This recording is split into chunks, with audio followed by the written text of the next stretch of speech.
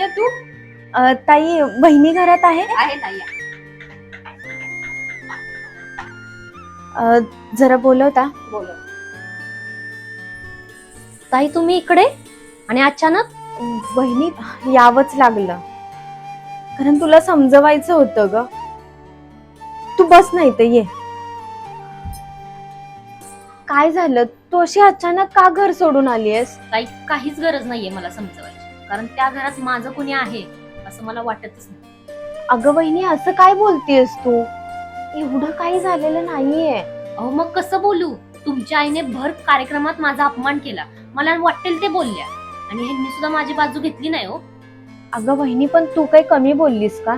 आईला, दादाला, बाबांना सुद्धा बोललीस तू. अहो, दरवेळी मीच का शांत व्हायचं? हो, कारण तूच समजून घ्यायला हवंस. अगं, तूच तर त्या घरातली लक्ष्मी आहेस.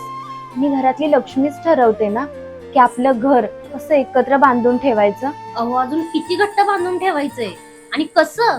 बहिणी, तुला काय वाटलं? तू कुलूप लावून घर बंद करून इकडे निघून आलीस म्हणजे तुला काय वाटलं तुझी काळजी मिटली का? अगं, खरी जबाबदारी तर त्या कुलपाची चावी जपून ठेवण्यात आहे. तसंच नातं जुळलं म्हणजे ते टिकेलच असं नाही ग.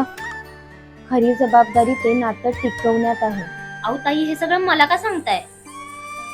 बहिणी, कारण आपल्या घराच्या कुलपाची चावी तर तूच आहेस, म्हणून तुला सांगते, प्लीज घरी ये. प्लीज